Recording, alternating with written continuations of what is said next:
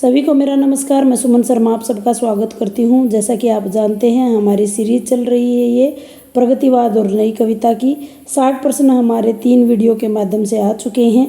61वें question की तरफ हम चलते हैं।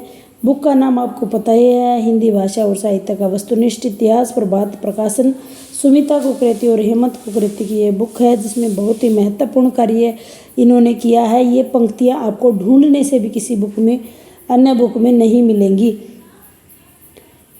61वें प्रश्न की तरफ चलते हैं। अभावग्रस्त जीवन की बेचारगी से पैदा हुई निराशा को व्यक्त करती हुई पंक्तियाँ किसकी हैं? फूल भरे हीरे नहीं अब धूल हैं ये, फूल जंगल के नहीं अब सूल हैं ये, हाय रे बचपन तलक सुख से न बीता, बाप रे दारिद्र्य तूने खूब जीता। ये पंक्तियाँ हमने बतानी है किसकी हैं। तो सही आंसर भवानी प्रसाद मिश्र जी का है, भवानी प्रसाद मिश्र जी का। अगले प्रश्न की तरफ चलते हैं। निराशा, घुटन और पीड़ा का प्रदर्शन करने वाली निम्न पंक्तियाँ किस कवि की हैं? ऐसा लगता आज कि मेरा जीवन नष्ट, ऐसा लगता आज कि मेरा जीवन साधना भ्रष्ट, मैंने हरदम घोटा अपने सपनों का दम। यह पंक्तियाँ किसकी हैं? सही आंसर होगा धर्मवीर भारती जी, धर्मवीर भारती जी। अगले प्रश्न की तरफ चलते हैं। ईश्वर का मजाक उड़ाने वाली पंक्तियाँ किसकी हैं? रात मैंने स्वप्न देखा, मैंने देखा कि मेनका अस्पताल में नर्स हो गई है और विश्वामित्र ट्यूशन कर रहे हैं। उर्वशी ने डांस स्कूल खोल दिया है और नारद गिटार सिखा रहे हैं। गणेश टॉफ़ी खा रहे हैं और बृहस्पति अंग्रेजी से अनुवाद कर रहे हैं। यह प्रमुख पंक्तियाँ किस कवि विशेष की हैं? बहुत ही इम्पोर्टेंट प्रश्न। ऐसी जो कोटेशन है आपको अन्य किसी बुक में देखने को नहीं मिलेंगी। भारत भूषण अग्रवाल जी। अगले प्रश्न की तरफ चलते हैं। नए उपमान और प्रतीकों की योजना प्रस्तावित करते हुए नई कविता के किस कवि ने ये पंक्तियाँ कही हैं? ये उपमान मैले हो गए, देवता इन प्रतीकों के कर गए कूच। बताना है किसकी पंक्तियाँ हैं। तो ये अज्ञा जी की पंक्तियाँ हैं। अगले प्रश्न की तरफ चलते हैं। नए उपमान के माध्यम से निम्न पंक्तियों में किस कवि ने नया बिंब विधान किया है? सांझ बनाने को आमलेट फोड़ती है सूरज के अंडों को आसमान की तस्तरी में।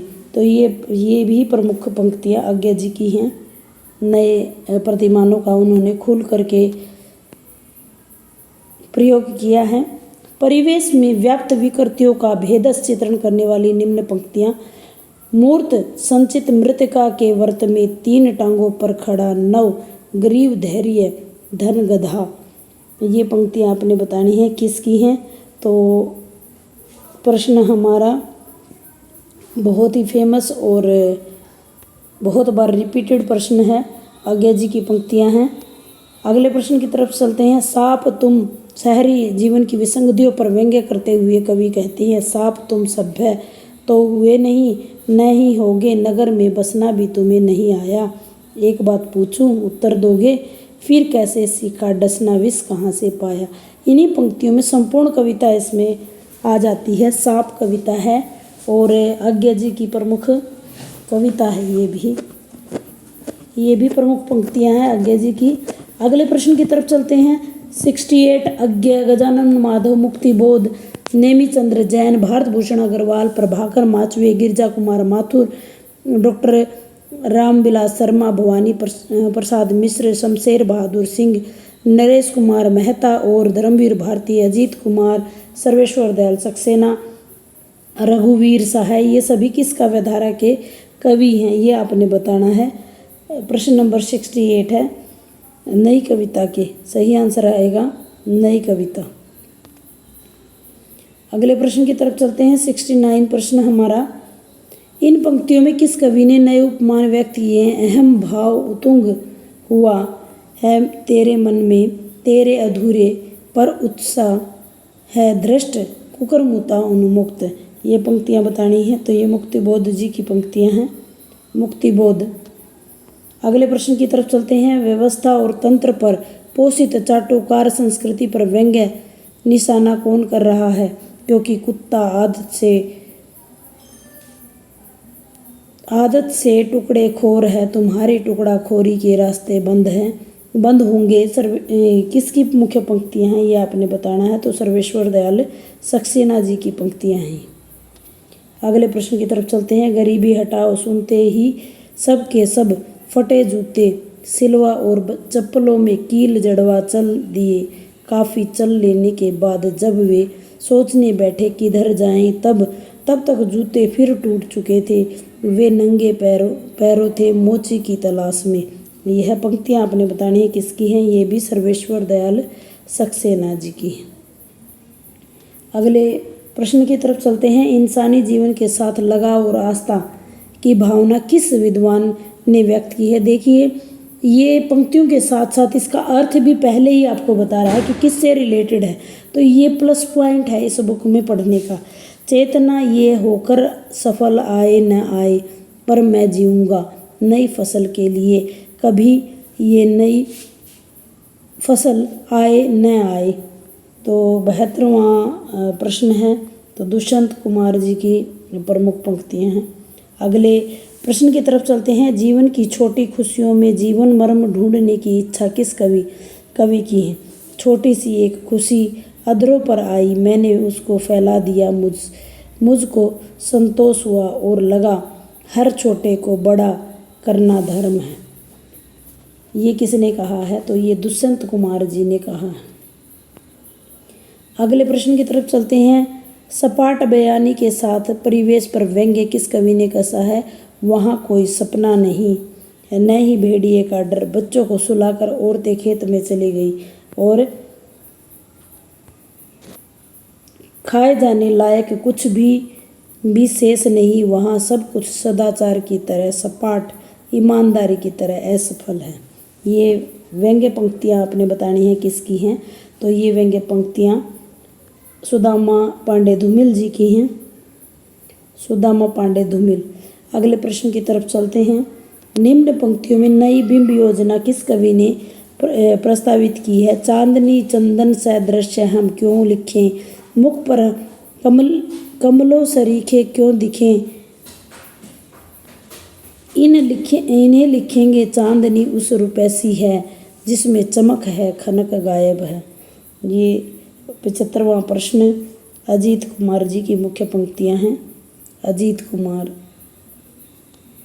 अगले प्रश्न की तरफ चलते हैं। कथित लोकतंत्र की असलियत पर प्रतीकात्मक टिप्पणी किस कवि ने की है?